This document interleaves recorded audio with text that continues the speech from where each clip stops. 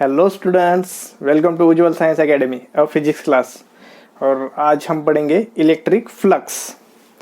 Okay, तो electric flux से पहले एक कंसेप्ट देखते हैं अपन, एरिया वेक्टर।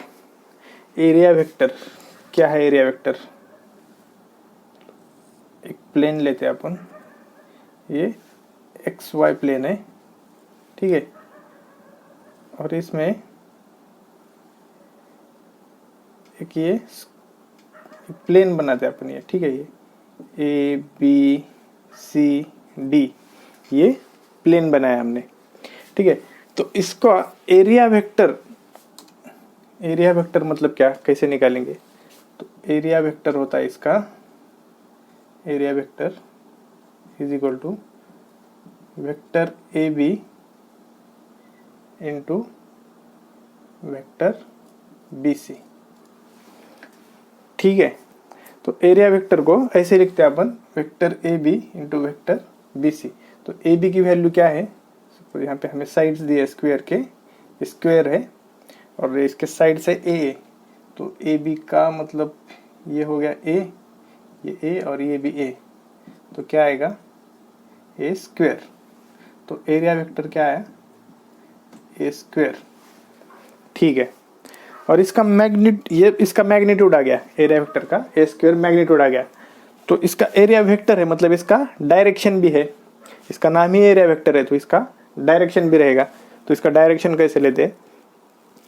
देखिए, जो कोई भी प्लेन है वो प्लेन में एरिया वेक्टर मीन्स वो प्लेन को परपेंडिकुलर, वेक्टर जो है प्लेन को परपेंडिकुलर होता है। ये प्लेन है, ये प्लेन को परपेंडिकुलर, तो ये हो गया इसका एरिया वेक्टर या एरिया वेक्टर की डायरेक्शन, प्लेन को परपेंडिकुलर, वो चाहे नेगेटिव साइड में हो या चाहे पॉजिटिव साइड में हो, ठीक है। चलो ये जेड एक्सिस ले लिया हमने, ये एक्स कोऑर्डिनेट सिस्टम लिया हमने, एक्स वाई जेड, और ये इसका एरिया वेक्टर प्लेन को परपेंडिकुलर होता है, चाहे पॉजिटिव साइड को हो चाहे निगेटिव साइड को हो। प्लेन है तो मतलब प्लेन मतलब ओपन एरिया है, 2D प्लेन मतलब क्या है? 2 डायमेंशनल, उसको ही बोलते हैं ओपन एरिया, ठीक है। तो ओपन एरिया को कोई भी डायरेक्शन ले सकते हैं अपन, चाहे मतलब परपेंडिकुलर उसको, चाहे दिस साइड और दिस साइड, अंदर की साइड में या फिर बाहर की साइड में। तो यहाँ पे एरिया वेक्टर कहाँ पे आ रहा है, मतलब इसका डायरेक्शन कहाँ आ रहा है? सपोज ये बाहर की साइड लेते हैं अपन, बाहर की साइड मतलब कौन सी? जेड एक्सिस की डायरेक्शन में आ रहा है, जेड एक्सिस की डायरेक्शन में बाहर। तो जेड एक्सिस का यूनिट वेक्टर क्या होता है? के कैप। मतलब के कैप जो है यूनिट वेक्टर क्या बताता है? डायरेक्शन बताता है यूनिट वेक्टर। तो इसका डायरेक्शन के कैप मतलब एरिया वेक्टर जो है वो जेड एक्सिस के साइड में बाहर आ रहा है। या फिर और इसको ऐसे भी लिख सकते हैं, ए स्क्वायर माइनस के कैप। माइनस के कैप क्यों? क्योंकि उसका जो डायरेक्शन है अंदर भी हो सकता है, अंदर भी हो सकता है या फिर बाहर भी हो सकता है। तो एरिया वेक्टर मतलब क्या है कि जो प्लेन है, प्लेन को परपेंडिकुलर, प्लेन को परपेंडिकुलर जिसका डायरेक्शन हो और मैग्नीट्यूड, जो एरिया का मैग्नीट्यूड है वो, और उसका डायरेक्शन हो प्लेन को परपेंडिकुलर, तो इसी को बोलते हैं एरिया वेक्टर, ठीक है। तो एरिया वेक्टर जो है हमें काम आने वाला है इलेक्ट्रिक फ्लक्स निकालने में, ठीक है। तो एरिया वेक्टर का चलो एक एग्जांपल लेके एरिया वेक्टर निकालते हैं। अब बताइए आप, चलो यहाँ पे एक प्लेन दिया है हमें, एक्स वाई जेड एक्सिस है, ठीक है, X axis Y axis Z axis, और यहाँ पे ये प्लेन दिया है हमें, ठीक है। तो पूछा है इसका एरिया वेक्टर, और इसका लेंथ एल है और ब्रेड्थ बी दिया है। तो फाइंड एरिया वेक्टर। तो इसका एरिया वेक्टर कैसे निकालेंगे? एरिया वेक्टर, एरिया वेक्टर को ए वेक्टर लिखते हैं अपन, सिर्फ ए से डिनोट करेंगे। तो इसका एरिया क्या आएगा? मैग्नीट्यूड मतलब length into breadth, L into B. और इसका डायरेक्शन कहाँ आएगा? देखिए अभी ये प्लेन है, प्लेन है, और ये प्लेन कौन से? जेड और एक्स एक्सिस में है, जेड एक्स एक्सिस में प्लेन है वो, जेड एक्सिस में है। तो इसका परपेंडिकुलर कहाँ आएगा प्लेन को? ऊपर वाई एक्सिस में, वाई एक्सिस में आएगा। तो इसको, इसका यूनिट वेक्टर है जे कैप। मतलब क्या हो गया? इसका डायरेक्शन आ गया वाई एक्सिस में, डायरेक्शन वाई एक्सिस में, इसलिए उसको हमने लिखा जे कैप। या फिर इसको ही ऐसे लिख सकते हैं L B minus J cap. Minus J cap क्या, ऊपर भी हो सकता है या फिर नीचे भी हो सकता है, तो दोनों में से दोनों सही है, ये दोनों सही है, कोई भी लिख सकते हो जब तक स्पेसिफाई नहीं किया हमें तब तक कि पॉजिटिव वाई एक्सिस में या निगेटिव वाई एक्सिस में। तो ठीक है, पॉजिटिव वाई एक्सिस या फिर निगेटिव वाई एक्सिस। ये जे कैप जो है वो यूनिट वेक्टर रिप्रेजेंट करता है डायरेक्शन वाई एक्सिस का। ओके, और एक एग्जांपल लेते हैं, और एक बताइए। चलो यहाँ पे कोऑर्डिनेट्स दिए हैं X Y Z axis, X axis, Y axis, Z axis, ठीक है। और एक प्लेन दिया है हमें, ये प्लेन कौन से कहाँ पे है, जेड एक्स जेड प्लेन है, ये एक्स और जेड में प्लेन आ गया। ये एक सर्कल है, सर्कल है, एक्स जेड में आ गया, ठीक है। एक्स जेड में अगर आ गया तो इसको परपेंडिकुलर अगर हमें निकालना है, परपेंडिकुलर तो कहाँ आएगा परपेंडिकुलर, ये ऊपर आएगा, ऐसे ऊपर आएगा, मतलब कौन सी डायरेक्शन में आएगा, ये आएगा वाई डायरेक्शन में, ठीक है। तो इसका एरिया वेक्टर आएगा, सपोज इसका रेडियस आर दिया है, इसका क्या आएगा पाई आर स्क्वायर इंटू कौन सी डायरेक्शन में है, ये हो गया इसका एरिया मैग्नीट्यूड, और डायरेक्शन इसका J cap, unit vector J cap. या फिर आएगा ये pi are square into minus J cap, ऊपर या फिर नीचे, ठीक है। तो यही है एरिया वेक्टर, यही एरिया वेक्टर है, ठीक है। समझ में आया एरिया वेक्टर कैसे निकालेंगे, ठीक है। ये हो गया 2D सरफेस का, और 2D सरफेस को ही बोलते हैं ओपन सरफेस, हमने देखा। और उसका एरिया वेक्टर कहाँ भी हो सकता है, आइदर साइड, एक तो प्लेन के परपेंडिकुलर इस साइड या प्लेन के परपेंडिकुलर इस साइड, कहाँ भी हो सकता है, पॉजिटिव साइड में या फिर निगेटिव साइड में, ठीक है। और ये हो गया 2D सरफेस का। 3D सरफेस का कैसे निकालेंगे, 3D सरफेस का एरिया वेक्टर तो लेके देखते हैं। 3D सरफेस एक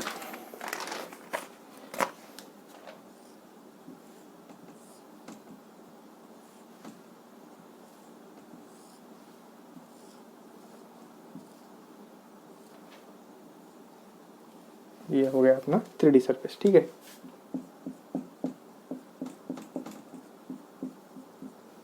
ये प्लेन हो गए, ठीक है। ये प्लेन को नाम देते हैं अपन, चलो ये प्लेन को नाम 1, ये सेकंड प्लेन, थर्ड प्लेन, और ये फोर्थ प्लेन, और फिफ्थ और सिक्स ये जो है, ये फिफ्थ ये वाला, और उसके पीछे वाला ये सिक्स, ये वाला फिफ्थ और पीछे वाला सिक्स, ठीक है।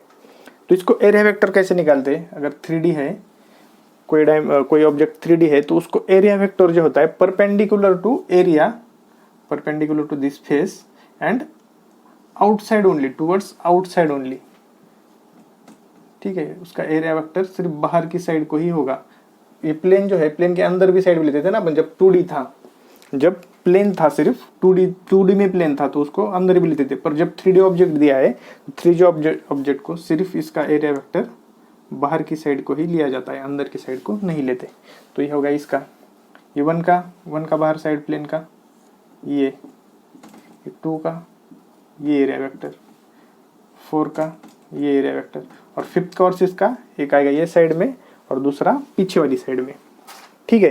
ये क्यूब है, एक क्यूब है, ये क्यूब्स के साइड है, ये प्लेन सरफेस, ठीक है। समझ में आया,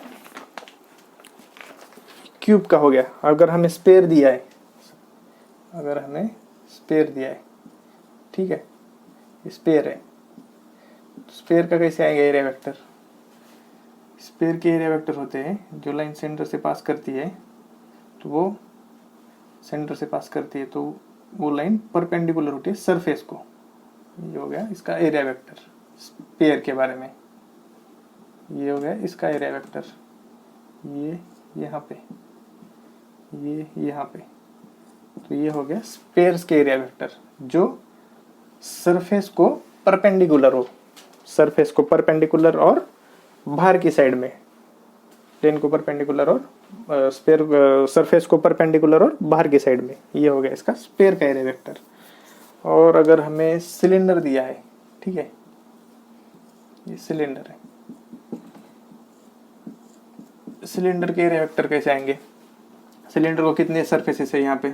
सिलेंडर को सरफेसेस, ये एक सरफेस हो गया और इस सरफेस को परपेंडिकुलर, ये दूसरा सरफेस हो गया, ये सरफेस को परपेंडिकुलर, ये एरिया वेक्टर, ठीक है। इसके ऊपर वेक्टर साइन दे दीजिए। और ये दो सरफेसेस हो गए, और तीसरा सरफेस कौन सा हो गया? उसका जो मतलब राउंड सरफेस है उसका, ये एक सरफेस हो गया सिलेंडर का। 3 सरफेस होते हैं सिलेंडर को, तो ये इसका एरिया वेक्टर। और एरिया वेक्टर बाहर की साइड में सिर्फ, जब 3D ऑब्जेक्ट होता है तो उसके अंदर की साइड में नहीं होता, ठीक है। तो ये हो गया एरिया वेक्टर। तो एरिया वेक्टर समझ में आया आपको? Area vector is a perpendicular to the plane surface in 2D vector either side, and in 3D object perpendicular to the plane outside only, towards outside only, ठीक है। तो अभी flux देखते हैं, electric flux.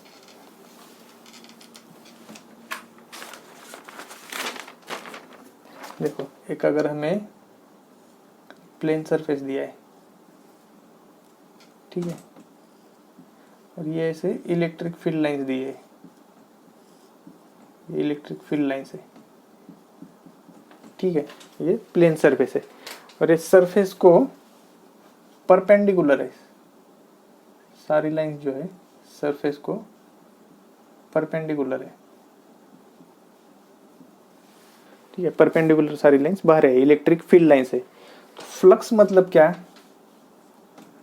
Flux, electric flux is equal to number of field lines passing, number of field lines passing perpendicular to the plane surface. अगर कोई भी plane surface दिया है, वो प्लेन सरफेस को परपेंडिकुलर जितनी भी इलेक्ट्रिक फील्ड लाइंस पास होगी, प्लेन सरफेस को परपेंडिकुलर जितनी भी इलेक्ट्रिक फील्ड लाइंस पास होगी, तो वही होगा अपना इलेक्ट्रिक फ्लक्स। तो यहाँ पे कितनी इलेक्ट्रिक फील्ड लाइंस पास हो रही है परपेंडिकुलर प्लेन सरफेस को? 4।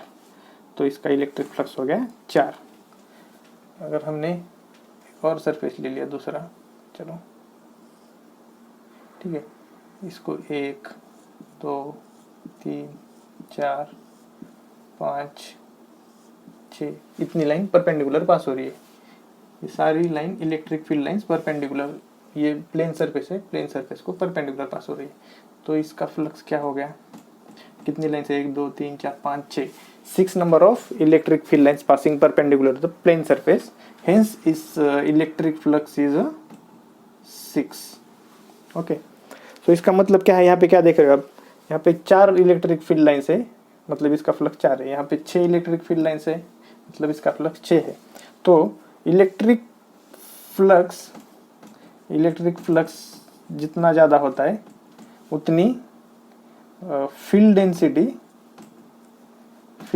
भी ज़्यादा होती है।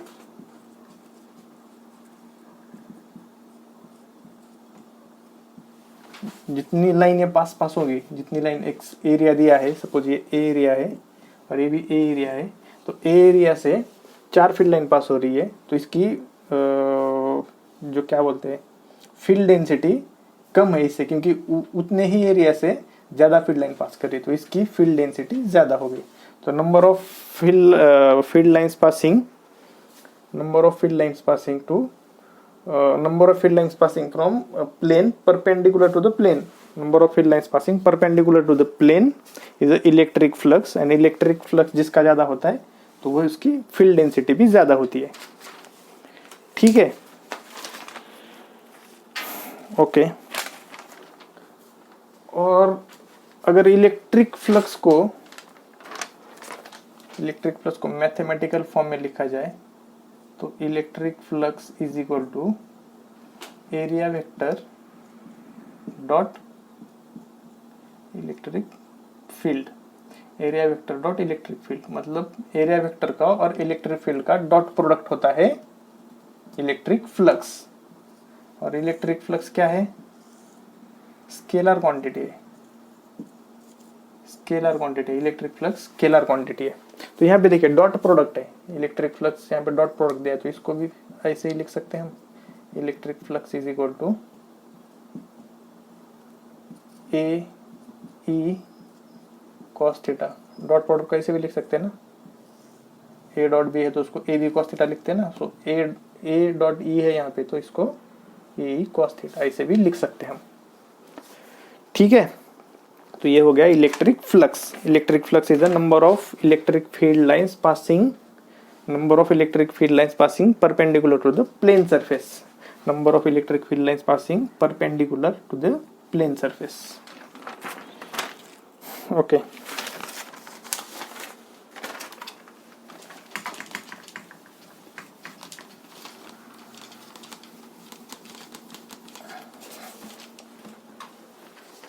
सपोज हमें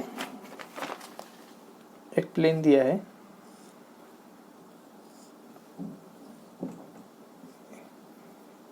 एक प्लेन है और इसका एरिया वेक्टर है, ये इसका एरिया वेक्टर, ठीक है।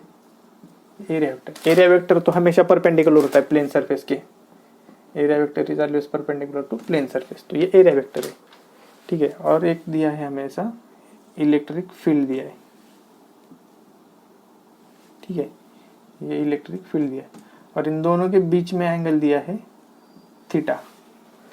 तो इसके इलेक्ट्रिक फ्लक्स निकालने को बोला अगर हमें, तो इलेक्ट्रिक फ्लक्स इसका कैसे निकालेंगे, तो इलेक्ट्रिक फ्लक्स क्या है, ई ए कॉस थीटा, ठीक है। ई ए कॉस थीटा है, तो इलेक्ट्रिक हमने क्या बोला, डेफिनेशन का था इलेक्ट्रिक फ्लक्स का, electric field lines passing perpendicular to the plane. ये परपेंडिकुलर है क्या प्लेन को, नहीं है, एरिया वेक्टर परपेंडिकुलर है, इलेक्ट्रिक फील्ड लाइन परपेंडिकुलर नहीं है। तो क्या करेंगे ये केस में, इसके अपन दो कंपोनेंट बनाते हैं इलेक्ट्रिक फील्ड लाइंस के, ठीक है, एक्स कंपोनेंट वाई कंपोनेंट, ठीक है। तो ये हो गया, ये कंपोनेंट हो गया ई कॉस थीटा, ये कंपोनेंट हो गया ई साइन थीटा, एक कंपोनेंट ई कॉस थीटा होगा, एक कंपोनेंट ई साइन थीटा हो गया। तो इलेक्ट्रिक फ्लक्स अपना क्या है, ई क्रॉस ए, ठीक है, ई क्रॉस ए, या फिर electric field line into area vector. Electric field line क्या है, E electric field line perpendicular to the plane surface. अभी कौन सा कंपोनेंट परपेंडिकुलर है प्लेन सरफेस को, ये ई कॉस थीटा को कंपोनेंट परपेंडिकुलर प्लेन सरफेस के, ई साइन थीटा पैरेलल आ गया, तो ये कंपोनेंट हम नहीं लेंगे। जो कंपोनेंट परपेंडिकुलर है प्लेन सरफेस के, जो कंपोनेंट प्लेन सरफेस के परपेंडिकुलर है, वही कंपोनेंट हम लेंगे इलेक्ट्रिक फ्लक्स निकालने के लिए। इलेक्ट्रिक, तो यहाँ पे ई कॉस थीटा है, तो ई कॉस थीटा इंटू दूसरा क्या है अपना area vector, area vector, so ये आ गया A E cos theta, electric flux ये अपना ए ई कॉस थीटा आ गया, ठीक है। हमेशा परपेंडिकुलर कंपोनेंट है वही लेना है जब हम इलेक्ट्रिक फ्लक्स निकालते, तो इलेक्ट्रिक फील्ड का जो परपेंडिकुलर कंपोनेंट है वही लेना है, ठीक है।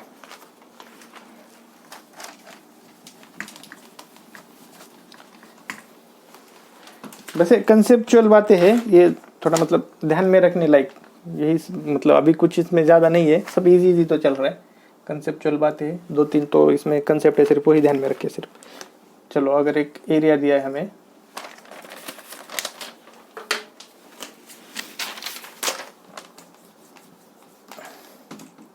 ये एरिया दिया है हमें, ठीक है, और यहाँ पे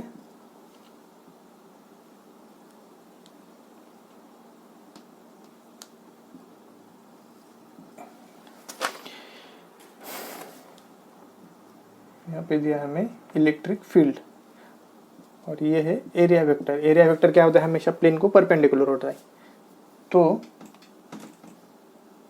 एरिया वेक्टर और इलेक्ट्रिक फील्ड के बीच में एंगल दिया है हमें थीटा। तो अभी हमें क्या पूछा, इसका इलेक्ट्रिक फ्लक्स पूछा है।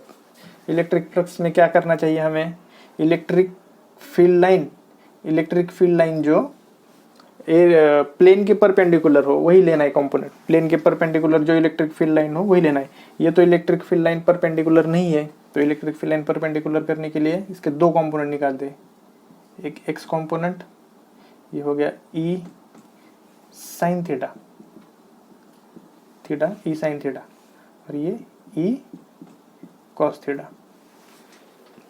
ठीक है, तो ये क्या हो गया इसका इलेक्ट्रिक फ्लक्स आएगा इसका area into area vector into E cos theta. So ये आ गया ए ई कॉस थीटा। ठीक है, एक बात ध्यान में रखिए, थीटा जो होता है ना, थीटा जो भी लेते हैं हम, जो फॉर्मूले में अपने थीटा है इलेक्ट्रिक फ्लक्स के ए ई कॉस थीटा, ये थीटा जो है, theta is a angle between area vector and electric field line.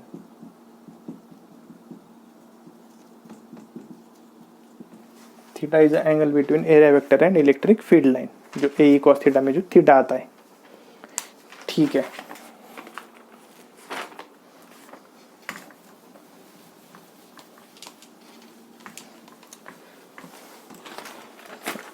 अगर हमें एक एग्जांपल लेते हैं जस्ट फॉर अंडरस्टैंडिंग, एरिया दिया है, ठीक है, और इसमें ये एरिया वेक्टर है ए, ठीक है, और ये इलेक्ट्रिक फील्ड है, ये इलेक्ट्रिक फील्ड दिया है ये डायरेक्शन में, इलेक्ट्रिक फील्ड भी परपेंडिकुलर टू प्लेन ही है, और इसका ये प्लेन का साइड है, मतलब स्क्वायर है ए, साइड ए है उसका और स्क्वायर है। तो हमें बोला है इसका फ्लक्स निकालने के लिए, तो फ्लक्स क्या होता है, flux is equal to, electric flux is equal to A E cos theta, electric flux is A E cos theta.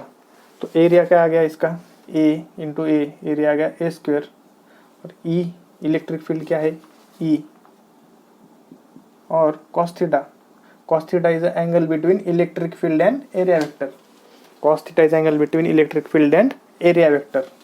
सो दोनों के बीच में क्या एंगल है, देखें इलेक्ट्रिक फील्ड भी वही डायरेक्शन में है और एरिया वेक्टर भी वही डायरेक्शन में, मतलब पैरेलल दोनों एक दूसरे को, मतलब एंगल जीरो पैरेलल है, तो कॉस जीरो, तो ये आ गया 1, कॉस जीरो 1 होता है, ए स्क्वायर ई, इलेक्ट्रिक फ्लक्स आ गया ए स्क्वायर ई। ठीक है, और एक एग्जांपल लेता हूँ, अब बताइए, एरिया दिया है हमें और इसका ये इलेक्ट्रिक फील्ड है, ठीक है, ये इलेक्ट्रिक फील्ड लाइन से, और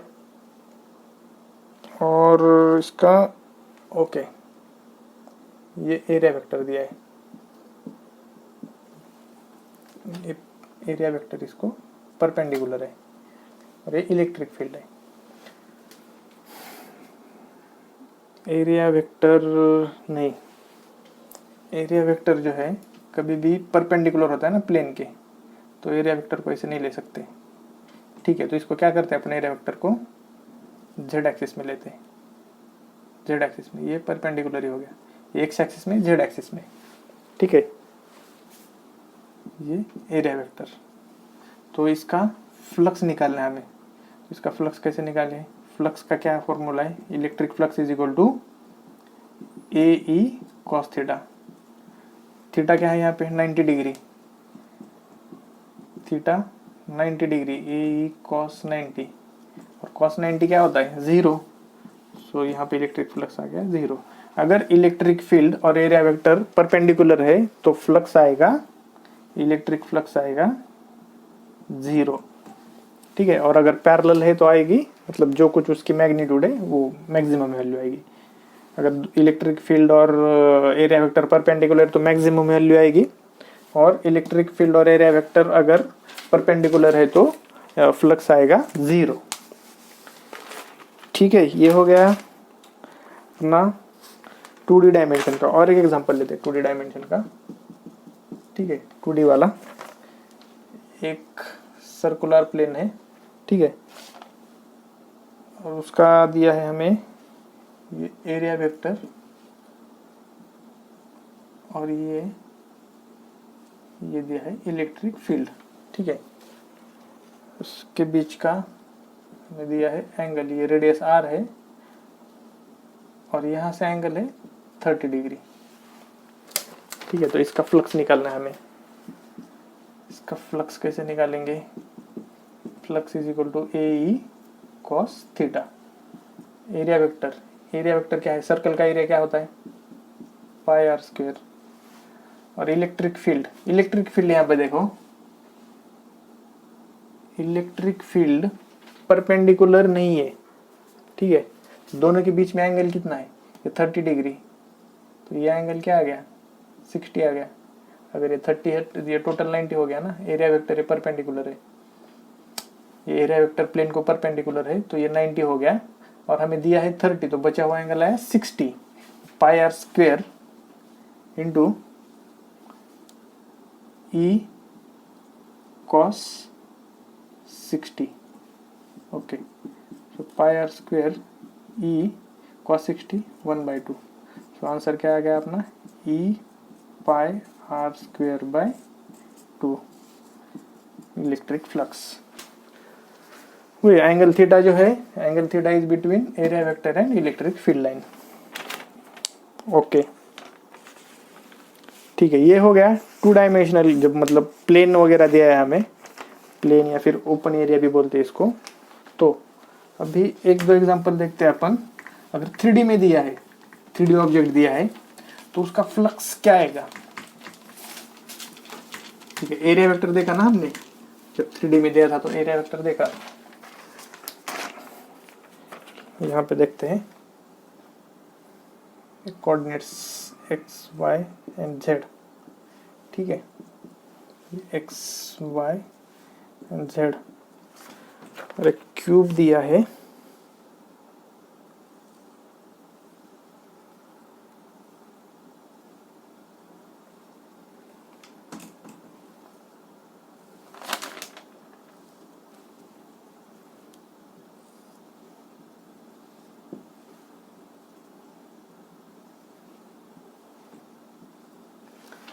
ठीक है।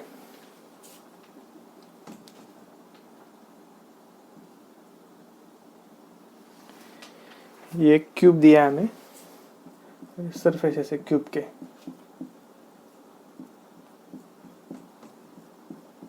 इसको नाम देते हैं, ये 1 नंबर सरफेस, ये 2 नंबर सरफेस, ये 3 नंबर, 4 नंबर, और ये सामने वाला 5 और इसके पीछे वाला 6। क्यूब है, क्यूब को 6 फेसेस होते हैं ना, तो ये सामने वाला 5th और उसके पीछे वाला 6 नंबर का। तो हमें क्या पूछा है यहाँ पे? हाँ, और इलेक्ट्रिक फील्ड भी दी है, ठीक है। ये डायरेक्शन में इलेक्ट्रिक फील्ड है ये। So E is equal to E0 I cap, ये इलेक्ट्रिक फील्ड हमें दिया। E0 आई cap means E0 electric field का मैग्नीट्यूड है, और आई कैप जो है वो इलेक्ट्रिक फील्ड का डायरेक्शन। आई कैप मतलब एक्स एक्सिस डायरेक्शन में, तो ये electric field X axis direction में, ठीक है। तो हमें पूछा क्या है? हमें पूछा है find flux through each face. Each face मतलब ये 1 2 3 4 5 6 सारे फेस से, फ्लक्स थ्रू ईच फेस। और क्या पूछा है? What is the flux through whole cube. Flux through whole cube, each face का और टोटल क्यूब का, ऐसा हमें इसका फ्लक्स पूछा है, ठीक है। चलो निकालते हैं पहले ईच फेस से। ईच फेस मतलब चलो फेस 1 से लेते हैं, फेस 1 का फ्लक्स लेते हैं φ1। तो ये देखिए यहाँ पे एरिया वेक्टर किधर आएगा? एरिया वेक्टर जब क्लोज्ड बॉडी होती है या फिर 3 डायमेंशनल बॉडी होती है, तो एरिया वेक्टर सिर्फ आउटसाइड को होता है, फेस को परपेंडिकुलर और direction towards outwards only. Area vector जो होता है वो ये इस फेस का आएगा, ये एरिया वेक्टर आएगा इस फेस का, ये एरिया वेक्टर आएगा ये फेस का, ये एरिया वेक्टर आएगा ये फेस का। और इसका आएगा इधर 5th फेस का और 6th फेस का पीछे की तरफ। ठीक है, तो पहले 1 का देखते हैं। फाई 1 ये आएगा ए ई कॉस थीटा। फ्लक्स का क्या है फॉर्मूला, ए ई कॉस थीटा। ठीक है, तो यहाँ पे देखिए थीटा मतलब एंगल क्या है, थीटा जो है angle between area vector and electric field line. तो एरिया वेक्टर ये है, इलेक्ट्रिक फील्ड लाइन ये है, दोनों ऑपोजिट डायरेक्शन को है, मतलब इनके बीच का एंगल क्या आ गया, ये एरिया वेक्टर है, ये इलेक्ट्रिक फील्ड है, तो इनके बीच का एंगल क्या आ गया 180 डिग्री। ठीक है, तो इनके बीच का एंगल आ गया 180 डिग्री। सो ए ई का मैग्नीट्यूड देखिए अभी यहाँ पे ई का मैग्नीट्यूड हमें दिया है E0, तो मैग्नीट्यूड लेना पड़ेगा E0, और क्यूब का साइड भी दिया है हमें, ए साइड दिया है क्यूब की, सारे जो फेसेस है सबकी जो मतलब एज लेंथ जो है ए है, सारे क्यूब की सारी एजेस की लेंथ ए है। ठीक है, तो ये अगर ये फेस देखा जाए, ये फेस, ये वाला फेस, तो इसकी एरिया क्या आएगा ए इंटू ए स्क्वायर। तो लिखते हैं यहाँ पे डायरेक्ट ए स्क्वायर, मैग्नीट्यूड इलेक्ट्रिक फील्ड का E0 और कॉस 180, एंगल क्या आ गया 180। हमने देखा इस तरफ एरिया वेक्टर, इस तरफ इलेक्ट्रिक फील्ड लाइन, तो एंगल 180 डिग्री। सो ये आ गया A square E0 to cos 180 minus 1, so this is minus A square E0, ये आ गया फाई 1। ओके, अभी क्या देखते हैं, फाई 3 का देखते हैं। फाई 3 का देखो, एरिया वेक्टर ये डायरेक्शन में, इलेक्ट्रिक फील्ड लाइन भी डायरेक्शन सेम डायरेक्शन में, मतलब थीटा क्या आ गया 0। Electric field line and area vector same direction में है, इसलिए उसका जो एंगल आ गया 0 आ गया, थीटा एंगल मतलब थीटा। सो ए एरिया क्या है, चलो फॉर्मूला तो यहाँ पे लिखा है हमने, बार बार नहीं लिखते हैं। एरिया क्या आ गया, इसका भी सेम है area, A square E not, cos 0 का वैल्यू आ गया कॉस 0, मतलब ये आ गया 1, तो फाई 3 आ गया ए स्क्वायर E0, कॉस 0 का वैल्यू 1। ठीक है, अभी देखिए ये 1 सरफेस 4 सरफेस, सॉरी 1 नहीं, 1 का तो निकाला हमने, 1 और 3 का, 2 4 5 और 6 सरफेस। 2 4 5 और 6 सरफेस का क्या है, ये सरफेस को एरिया वेक्टर देखिए, एरिया वेक्टर 2 को कौन सा डायरेक्शन में, एरिया वेक्टर ये डायरेक्शन में, और इलेक्ट्रिक फील्ड ये डायरेक्शन में, तो इनका बीच का एंगल क्या हो गया 90 डिग्री, कॉस 90 क्या आता है 0 आता है, कॉस 90 0। अगर एरिया वेक्टर और इलेक्ट्रिक फील्ड लाइन एक दूसरे को परपेंडिकुलर है तो फ्लक्स 0 ही आता है, क्योंकि उनके बीच का एंगल 90 डिग्री होता है और कॉस 90 0 होता है। तो डायरेक्ट लिखते हैं हम flux 2 is equal to flux 4 का भी सेम, ये एरिया वेक्टर और ये इलेक्ट्रिक फील्ड लाइन 90 डिग्री, तो ये फ्लक्स 4, और ये 6 का भी सेम है, 5 और 6 का। 5 का देखो, ये एरिया वेक्टर इधर आएगा, 5 का बाहर आएगा एरिया वेक्टर, और इलेक्ट्रिक फील्ड ये डायरेक्शन में 90 डिग्री, और 6 का electric field line sorry area vector ये डायरेक्शन में अंदर की तरफ, एरिया वेक्टर ये डायरेक्शन में अंदर की तरफ, और electric field line x axis के, तो उनका भी एंगल 90 डिग्री आ गया। तो 5 और 6 का फ्लक्स भी आएगा 0, तो 2 4 5 6 का फ्लक्स आ गया 0।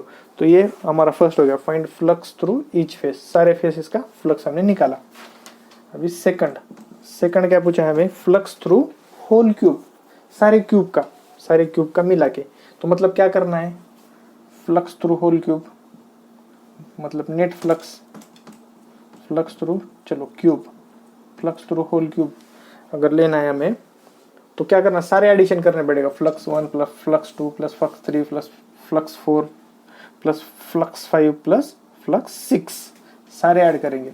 ये 4 तो 0 हो गए, तो बचे क्या, हम 2 ही ऐड करते हैं, फ्लक्स 1 और फ्लक्स 3, तो ये भी ऐड करने पर 0 हो गए, इसलिए हमने लिखा नहीं, बाय अंडरस्टैंडिंग की बात है वो।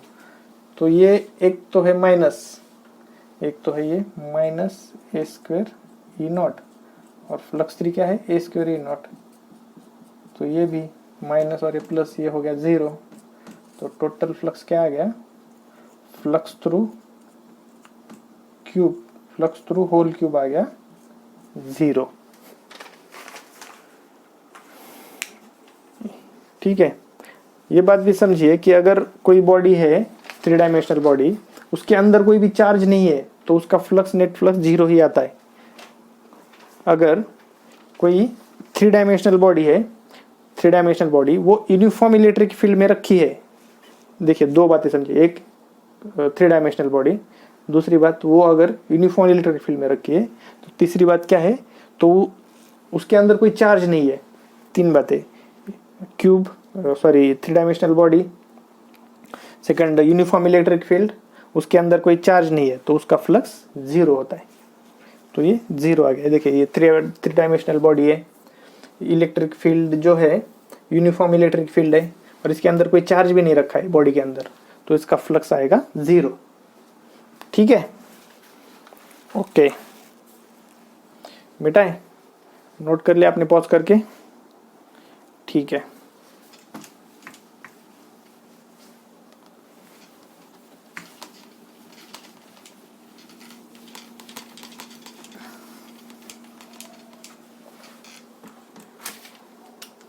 अभी क्या करते हैं, एक सिलेंडर लेते हैं अपन, कोऑर्डिनेट सिस्टम XYZ, और इसमें रखा है एक सिलेंड्रिकल बॉडी रखा है। ठीक है, और क्या दिया है, ये इलेक्ट्रिक फील्ड का डायरेक्शन है, ये इलेक्ट्रिक फील्ड है, E is to E0 I cap मतलब एक्स डायरेक्शन में, इलेक्ट्रिक फील्ड एक्स डायरेक्शन में। और क्या दिया है, ये ओके, ये फेस 1, ये फेस 2, और ये एरिया 3 नंबर का। ठीक है, तो हमें क्या पूछा है, हमें पूछा है electric flux through all face, what is the flux through face 1 and 1 curved surface, what is, लिखेगा यहाँ पे। ठीक है, what is electric flux through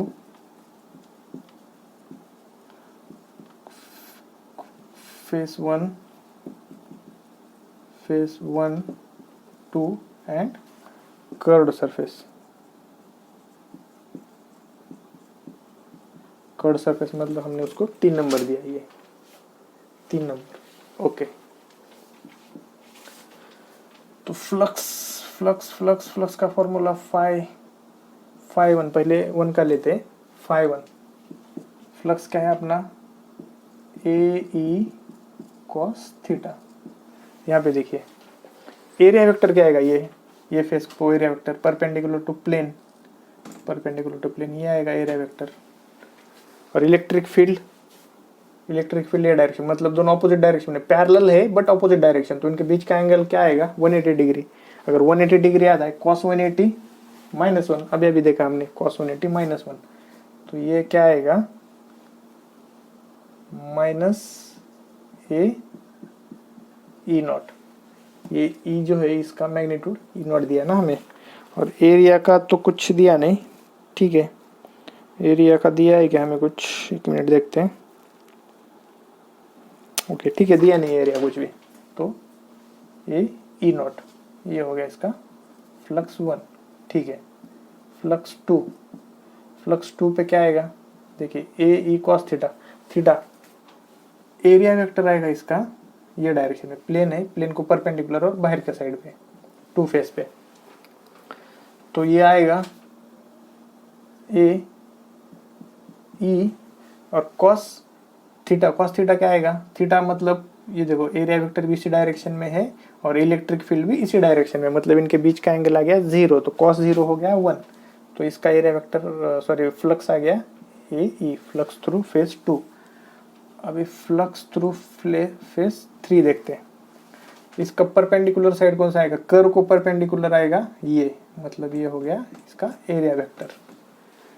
okay, और इलेक्ट्रिक फील्ड लाइन कौन से डायरेक्शन में, ये डायरेक्शन में, तो ये तो एक दूसरे को परपेंडिकुलर हो गई, इसका एरिया वेक्टर और electric field line perpendicular, so A E cos 90 is 0, so flux through phase 3 is 0. Okay, simple है, कंफ्यूज होने जैसा कुछ नहीं है. ठीक है, एक आखिरी प्रॉब्लम लेते हैं आज के दिन के लिए. अगर क्यूब कोई नॉन यूनिफॉर्म फील्ड में रखा है, नॉन यूनिफॉर्म इलेक्ट्रिक फील्ड में रखा है, तो क्या करेंगे, वो एक केस लेते हैं अपन. ठीक है, देखते हैं. चलो,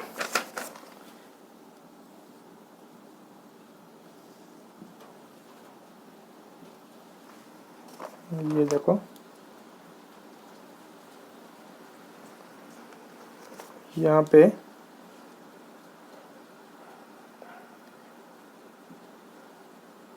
कोऑर्डिनेट के मतलब है सेंटर पे नहीं बनाते, ओरिजिन पे नहीं बनाते, क्यूब थोड़ा डिस्टेंस छोड़ के बना रहे हम. ठीक है,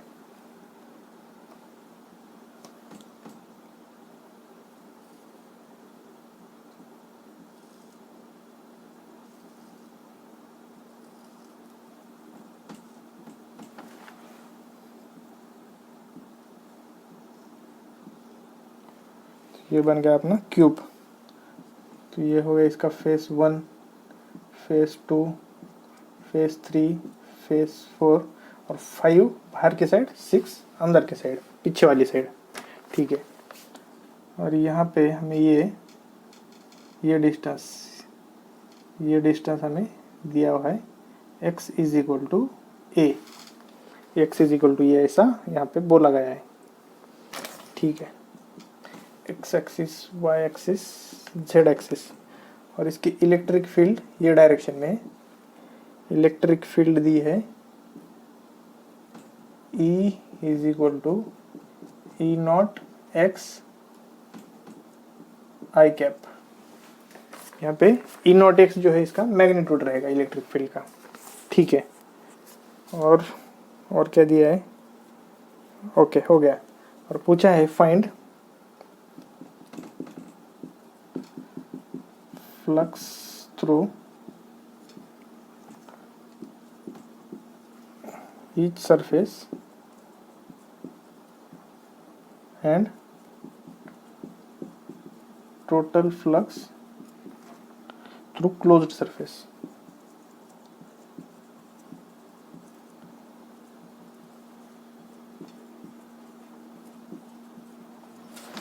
Flux through each surface and flux through total closed surface. Total flux through closed surface. ठीक है, तो यहाँ पे देखिए,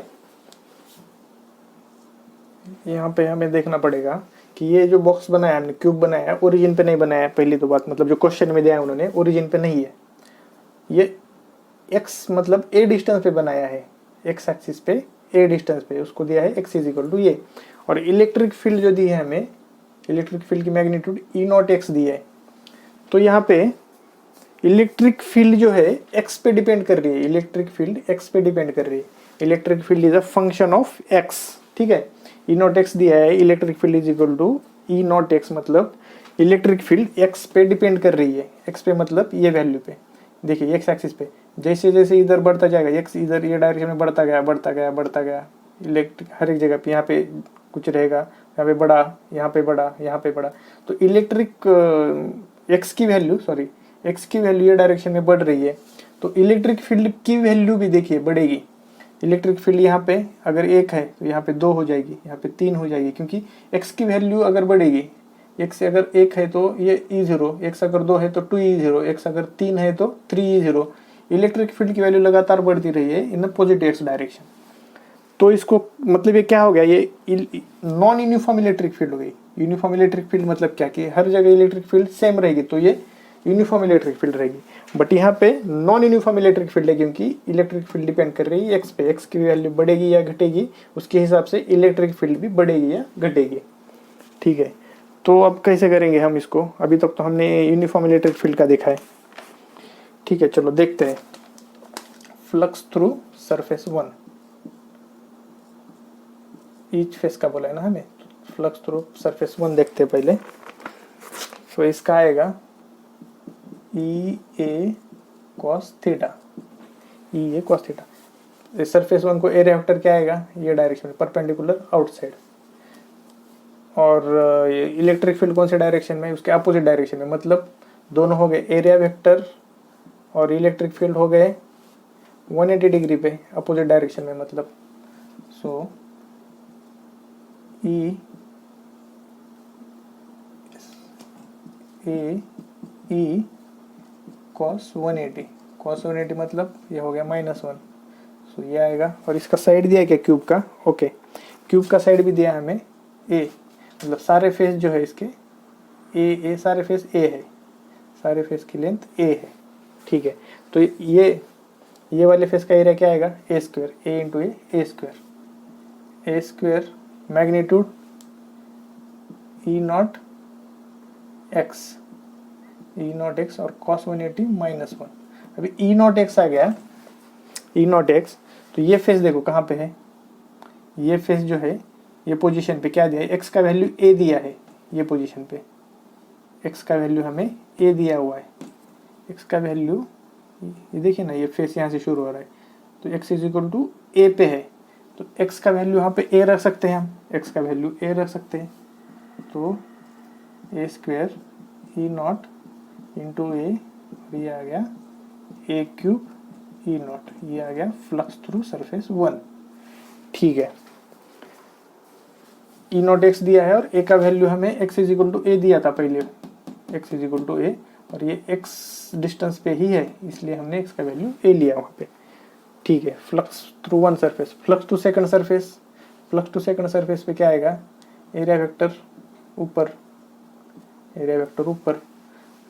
area vector and electric field कौन से डायरेक्शन में, अब परपेंडिकुलर है, area vector electric field perpendicular direction, so flux through 2 is equal to, और देखिए और 4 नंबर पे देखिए यहाँ पे भी एरिया वेक्टर और इलेक्ट्रिक फील्ड परपेंडिकुलर है, तो ये भी 0 हो जाएगा, फ्लक्स थ्रू 4, 5th पे एरिया वेक्टर बाहर की तरफ, इलेक्ट्रिक फील्ड उधर 90 डिग्री, और 6th पे भी same, so flux through 5 and flux through 6 is equal to 0, ठीक है। कौन सा फेस बचा अपना, 3 नंबर का, 3 नंबर पे इलेक्ट्रिक फील्ड एरिया वेक्टर ये डायरेक्शन में, तो यहाँ पे एरिया वेक्टर और इलेक्ट्रिक फील्ड आ गए सेम डायरेक्शन में, तो flux through 3 surface A E cos 0 क्यों, सेम डायरेक्शन में है इसलिए, ओके।